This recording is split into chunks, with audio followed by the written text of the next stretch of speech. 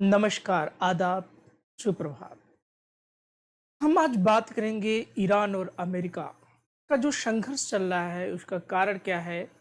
इस संघर्ष का भारत पर क्या प्रभाव पड़ने वाला है? दुनिया पे क्या प्रभाव पड़ने वाला है? क्योंकि दुनिया की नज़रें इस समय इज़राइल, अमेरिका और ईरान के संघर्षों पर दिख रहा है। दुनिया जो है देख रही है कि एक ऐसे दौर को जिस दौर में कुछ लोग इसका अवसर का लाभ उठाने वाले हैं, तो कुछ के ऊपर जो है बहुत बड़ा दबाव पड़ने वाला है।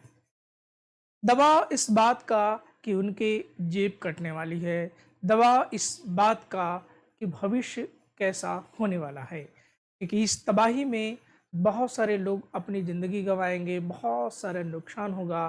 लेकिन भारत में एलपीजी के बढ़ते दाम इस संकेत दे चुके हैं कि भारतीय अर्थव्यवस्था भी संकट के दौर से गुजरने वाली है।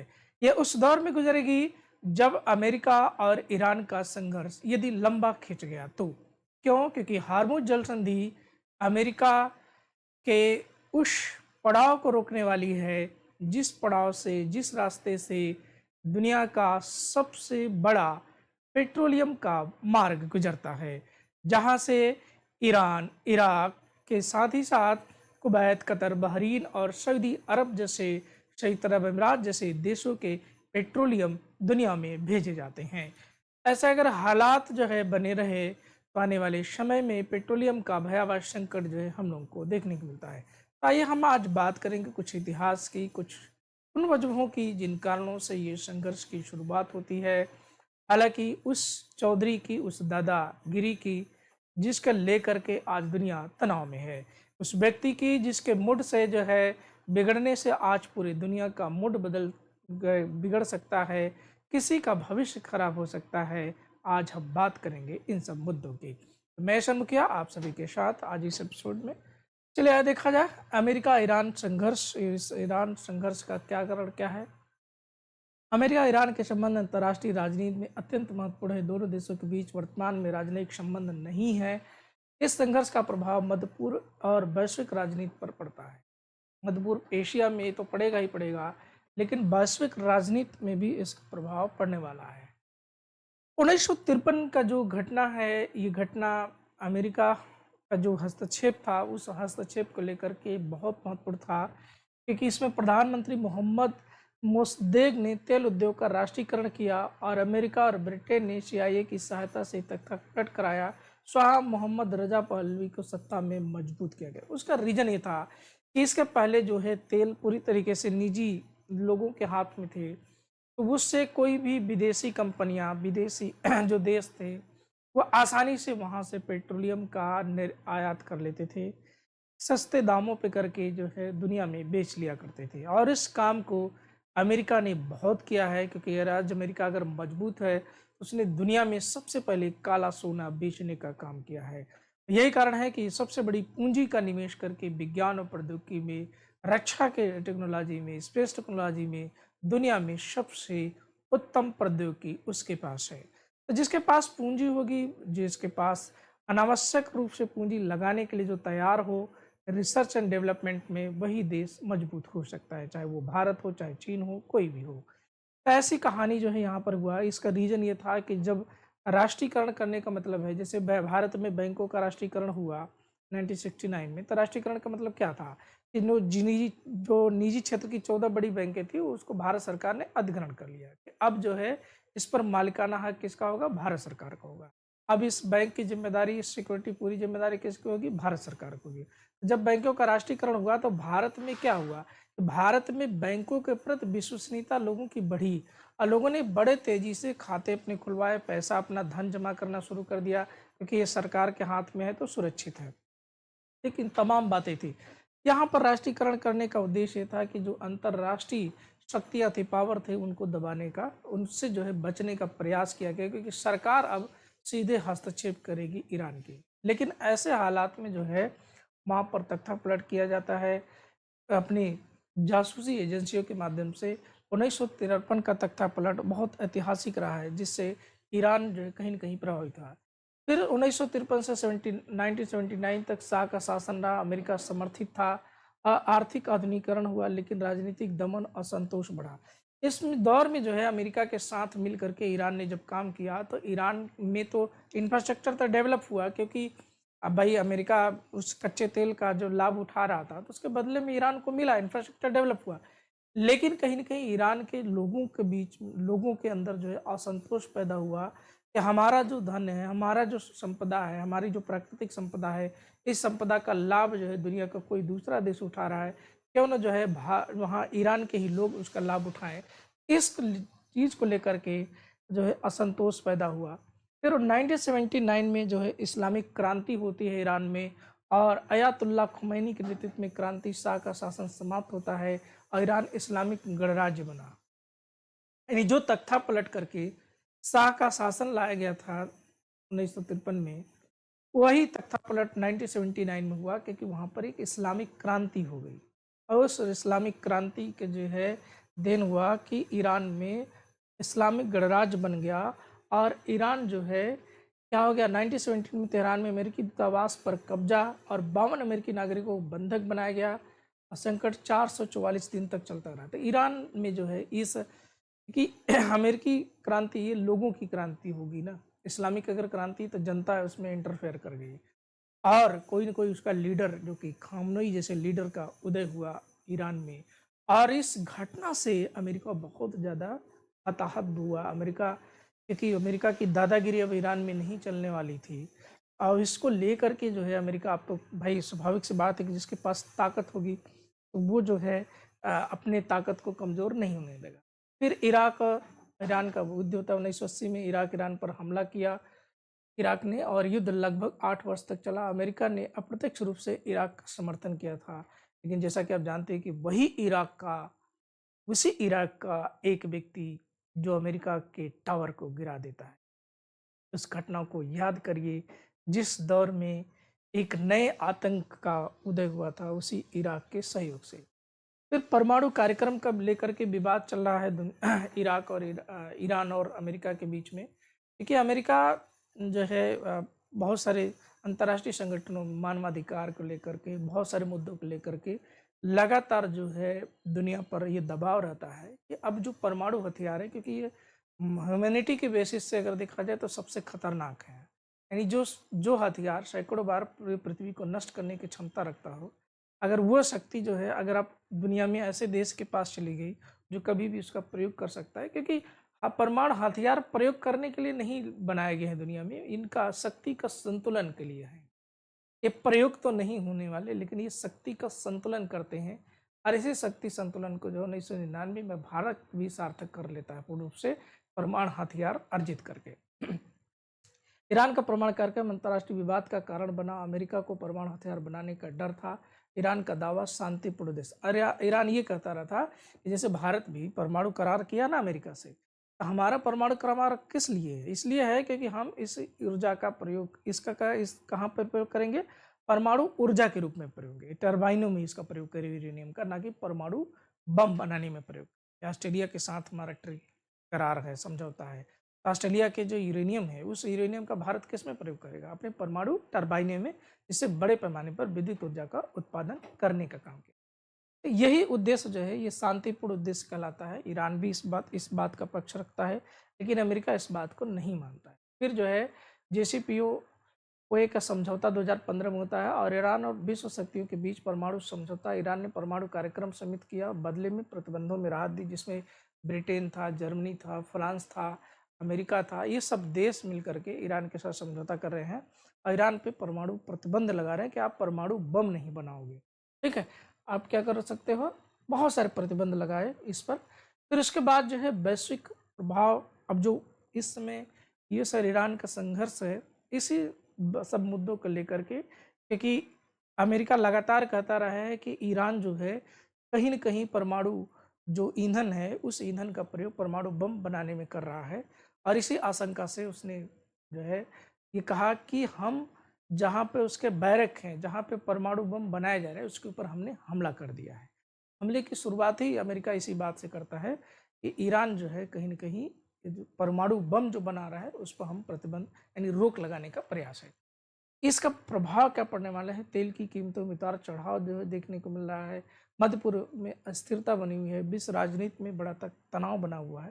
देखिए, अगर ये स्ट्रेस बना रहा तो कहीं न कहीं एक जैसे जब रशिया और यूक्रेन का संघर्ष जब चल रहा था, तो वो संघर्ष भी का ना दुनिया में तनाव पैदा किया। लेकिन यहाँ पर चूँकि ऊर्जा का प्रमुख भंडार वाला एरिया है, अब पेट्रोलियम पूरे दुनिया को चाहिए। जिस रास्ते से 1 लाख से अधिक बैरल पर डे जो है पेट्रोलियम दुनिया में जाता हो, उस रास्ते पर अगर ईरान जैसे देश का कब्जा है और ईरान जो है कहीं न कहीं उस पर रोक लगा रखा है। ईरान कोई भी देश इतना आज के दौर में इतना कमज़ोर नहीं है कि वो अ, ख़त्म हो सकता है, लेकिन संघर्ष अगर जनता वहाँ की अगर तैयार है संघर्ष करने के लिए, लड़ने के लिए, आप उस देश को इतना तेज़ी से दमन नहीं कर सकते। वहाँ की सत्ता जो है दमन किया जा सकता है, लेकिन नागरिकों को दमन कैसे करोगे? अगर नागरिक जो विद्रोह कर रहा है तो क्या करोगे? वहाँ का जो भी राजशाह जो सत्ता का शासक होगा, वो भी संघर्ष करने के लिए, कॉन्फ्लिक्ट करने के लिए वो भी तैयार रहना पड़ेगा। वो जो है इससे पीछे नहीं हट सकता। यही स्थिति ईरान की चल रही है। भारत के लिए क्या महत्व है? भारत के ईरान से ऊर्जा का संबंध है। अगर ईरान से पेट्रोलियम नहीं आएगा तो अभी बताओ भारत को आदेश मिला, कोई आदेश कर रहा है, हमारी संप्रभुता पे कितनी गहरी चोट लगी है कि हमको कोई आदेश करे कि तुम रूस से तेल खरीदोगे कि नहीं खरीदोगे। क्यों? क्योंकि हमने उससे डील कर ली अमेरिका से कि आप जो है रशिया से तेल नहीं खरीदने वाले हैं, उसके बदले में हम उसको टैरिफ तुम कम करो। क्यों भैया, हम घाटे में ले रहे हैं? हमको तो ऐसा जो है रास्ता निकालना पड़ेगा ना कहीं न कहीं कि हमारा संबंध जो है, जो अमेरिका भारत-अमेरिका का जो संबंध है वो अलग तरीके से चले और भारत और रूस का जो हमारा व्यापारिक संबंध है वो अलग तरीके से चले।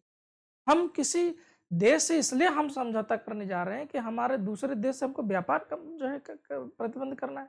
हमको दूसरे देश से पेट्रोलियम का आयात करना हम बंद कर दें। ये ये जो है किसी भी देश की प्रभुता के लिए बहुत बड़ी चोट है, ये संप्रभुता को लेकर के। हम इतना कमज़ोर नहीं है क्योंकि भारत से दुनिया सिर्फ इसलिए हाथ मिलाना चाहती है क्योंकि भारत दुनिया का सबसे बड़ा बाजार है और इस बाजार की मांग जो है दुनिया में बहुत ज़्यादा है क्योंकि सबको चाहिए। रसिया को भी ये बाजार चाहिए, अमेरिका को भी ये बाजार चाहिए, ब्रिटेन को भी चाहिए, जर्मनी को भी चाहिए, फ्रांस को चाहिए, जापान को चाहिए, दक्षिण कोरिया को चाहिए, सिंगापुर को चाहिए, ठीक है, मॉरिशस को चाहिए। ये सब देशों से जहाँ से बड़ी मात्रा में सऊदी अरब से भी बहुत, ठीक है, यूएई से, जिन देशों से बड़े पैमाने पर चीन को चाहिए भारत का बाजार, क्योंकि चीन तो सबसे ज्यादा इस समय भारत के बाजार पे कब्जा कर रखा है। तो हमारा बाजार सबको चाहिए और हमारी जो जरूरतें हैं उसको कोई नहीं पूरा करने वाला है, हम किसी की निर्यात नहीं करने वाले हैं। इसके लिए एक ही विकल्प है कि हम लोग विज्ञान और प्रौद्योगिकी को इतना उन्नत बना लें कि तकनीकी रूप से हम दुनिया पर निर्भर ना रहें। जब तक हमारे पास यूट्यूब का विकल्प नहीं होगा, जब तक हमारे पास गूगल का विकल्प नहीं होगा, जब तक हमारे पास सभी सोशल मीडिया का विकल्प नहीं होगा, तब तक हम अमेरिका के गुलाम रहेंगे। क्योंकि आज री उपनिवेशवाद की शुरुआत हो गई है। ये अमेरिका उद्घोषित कर रहा है कि जब जो है हमारे यहाँ का सर्जिकल स्ट्राइक अमेरिका अनाउंस कर रहा है कि हमने जो है रुकवा दिया, फिर रसिया से तेल खरीदोगे कि नहीं खरीदोगे अमेरिका डिसाइड कर रहा है। आप क्या समझ रहे हैं? री उपनिवेशवाद की शुरुआत हो रही है क्या? जिस तरह से ब्रिटेन के आदेश से पूरा भारत 250 साल तक चलता रहा, 1773 से रेगुलेट एक्ट लेकर के 1935 तक का अधिनियम पूरा भारत को रेगुलेट करता है, वहाँ के नियम कानून। क्या वही उपनिवेशवाद की शुरुआत हम दूसरे पावर नियम कानून से तो नहीं, दूसरी सत्ता का पावर जो है स्थापित हो गया है? तो विज्ञान और प्रौद्योगिकी में अगर आप पिछड़ोगे, ऐसे ही दुनिया के ये शक्तिशाली देश आपको कमजोर, आप दुनिया की मजबूत ऐसी अर्थव्यवस्था हो जिसकी मांग, जिसकी आवश्यकता सबको है, उसके बावजूद भी आपको मजबूर कर दिया जाएगा। तो विज्ञान और प्रौद्योगिकी ही हमारे देश के लिए सबसे बेहतर विकल्प है कि हमको आत्मनिर्भर बनना पड़ेगा इस पर, नहीं तो हमारे पास कोई विकल्प नहीं। हम जब छोटी छोटी वस्तुओं की ज़रूरतें अपने देश में उत्पादन करके पूरा नहीं कर सकते, उसके लिए हमको चीन पर निर्भर रहना पड़ता है। पूरा चीन हमको खिलौना देता है, पूरा चीन हमको जो है मूर्तियाँ देता है, मूर्तियाँ तक की। भारत जो है पूजा पाठ करने वाला देश, मूर्तियों की पूजा करने बड़े पैमाने पर होता है हमारे देश में, और उसी दिवाली की मूर्तियाँ चीन से बन कर के आती हैं। इस देश पे तमाचा नहीं है तो क्या है? ये बड़े-बड़े पूंजीपतियों को जो कि बड़ा सपोर्ट मिल रहा है, ये भी जो है भारत में रिसर्च एंड डेवलपमेंट पे काम नहीं करते हैं। जो आज भारत के सबसे अमीर घराने हैं बने हुए हैं, जिनको भारत सरकार का बहुत बड़ा सपोर्ट मिलता है, ये 10 साल में बता दो आप कि कितने रिसर्च एंड डेवलपमेंट के काम किए हैं। जब रिसर्च एंड डेवलपमेंट का काम नहीं करोगे, भारत की जो बेसिक ज़रूरतें हैं, उसी में वो विकल्प खोज रहे हैं कि सरकार का जो सरकारी उपक्रम है, उसको जो है कितना सस्ते में खरीद करके, लोगों को बेच करके बस अमीर बन जाओ। तुम रिसर्च एंड डेवलपमेंट क्या कर रहे हो भाई? कौन से इनोवेशन कर दे रहे हो? कौन से टेक्नोलॉजी ला दे रहे हो, जो दुनिया में तुम्हारी माँग बढ़ रही है? तुम भारत के अमीर बने हो तो हो, लेकिन तुमने क्या किया? यही कारण है कि ना तो गवर्नमेंट से इस पर रिसर्च एंड डेवलपमेंट पे बहुत ज़्यादा फोकस है। हम मेक इन इंडिया की बात कर रहे हैं कि मेक इन इंडिया के लिए रिसर्च एंड डेवलपमेंट क्या हमारे पास है? क्या हमारे पास जो $100 अरब का जो घाटा हो रहा है चीन के साथ, उसके लिए कोई विकल्प है? उस बेसिक वस्तुओं का उत्पादन हम भारत में कर पा रहे हैं कि नहीं कर पा रहे हैं? नहीं कर पा रहे हैं। यही कारण है कि 100 अरब का अरब डॉलर का घाटा जो है, लगातार हम जो है चीन से सह रहे हैं। चीन हमारा जो है ये लाभ उठा रहा है। उस 100 अरब डॉलर को अगर हम लोग बचा लें तो हम लोग क्या कर सकते हैं? बहुत कुछ कर सकते हैं। अर्थव्यवस्था में बहुत बड़ा लाभ हो सकता है। हमारी जीडीपी में तेजी से ग्रो होगा। और इसके लिए जो कहीं न कहीं, क्योंकि भारत में औद्योगिकरण की सही शुरुआत भारत सरकार के द्वारा हुआ है। आज़ादी के बाद औद्योगिकरण की शुरुआत किसने की थी? कुछ गिनी-चुनी कंपनियाँ ही तो थे भारत में ना। लेकिन सही मायने में बड़े-बड़े उद्योगों की स्थापना किसने की थी? द्वितीय पंचवर्षीय योजना के जा करके इकोनॉमी में पढ़ लीजिए। तो द्वितीय पंचवर्षीय योजना में बड़े-बड़े उद्योगों की स्थापना किसने की थी? भारत सरकार ने ही की थी ना। तो औद्योगिकरण की शुरुआत तो भारत सरकार ने की। बाद में ना प्राइवेटाइजेशन आपको देखने को मिल रहा है कि निजी क्षेत्र इस पे काम कर रहा है। अभी भी लघु और छोटे उद्योगों को जब तक भारत सरकार डेवलप नहीं करेगी, जब तक उनका सपोर्ट नहीं करेगी, जब तक उन पे जो है हम उतना बेहतर उत्पादन कर सके कि चीन की वस्तुओं से बचा जा सके, तब तक हमारे पास जो है दुनिया में अमेरिका की वस्तुओं से बचा जा सके, अमेरिका की टेक्नोलॉजी का विकल्प हमारे पास नहीं होगा। ये तो भला मनाओ इसरो का, डीआरडीओ का, सीएसआईआर का, ठीक है? ये जो संगठन भारत में बने और आज कुछ न कुछ लाज लज्जा जो है हमारा मान सम्मान बचा हुआ है दुनिया में, क्योंकि स्पेस टेक्नोलॉजी में हम कहीं न कहीं बेहतर कर रहे हैं। तो क्या हम अन्य क्षेत्रों में नहीं बेहतर कर सकते? क्या डिफेंस टेक्नोलॉजी में हम आत्मनिर्भर नहीं हो सकते? क्योंकि आवश्यकता ही आविष्कार की जननी है। तो भारत के लिए वो आवश्यकता है, वो ज़रूरत अब आ चुकी है। उसका विकल्प भारत को खोजना पड़ेगा, ऊर्जा का विकल्प बनाने पड़ेंगे, क्योंकि ऊर्जा के विकल्प जिन खोजा तिन पाइयाँ, ठीक है? जो खोजोगे वही मिलेगा। ये जो है आविष्कार का नियम है, प्रकृति का नियम है। प्रकृति में सब कुछ है। इस देश को जो है वैज्ञानिक सोच की ज़रूरत है, ज्ञान विज्ञान की ज़रूरत है, विज्ञान और प्रौद्योगिकी की ज़रूरत है, ठीक है? जब तक इस क्षेत्र में हम लोग काम नहीं करेंगे, जब तक तब तक हम जो है इस जुमलेबाजी में, धर्म के जो है चोचलों में जब तक फंसी रहेगी देश की जनता, तब तक जो है वैज्ञानिक सोच का विकास नहीं होगा। और इस चीज़ को जब तक नहीं कर लेंगे, तब तक हम जो है अमेरिका से ऐसे ही मजबूर होके, एक मजबूत प्रधानमंत्री मजबूर हो जाता है हमारे देश का, और एक कमज़ोर प्रधानमंत्री दुनिया का सबसे मजबूत समझौता करके दिखा देता है। अमेरिका परमाणु करार जो ऐतिहासिक समझौता था, वो शक्ति हमने को नहीं दिखाई देती, ठीक है? तो हम आपको इस सही चीज़ों को जानना बेहद ज़रूरी है। सही और गलत का जो है जानकारी होना ज़रूरी है। तो आज के लिए फ़िलहाल इतना ही। फिर हम इस तरह के बहुत सारे जो कॉन्फ्लिक्ट चल रहे हैं, जो द्वंद्व चल रहे हैं दुनिया में, अब इसका क्या-क्या प्रभाव पड़ने वाला है, इसको व्यापक लेक्चर के साथ हम आपसे मिलेंगे। नमस्कार।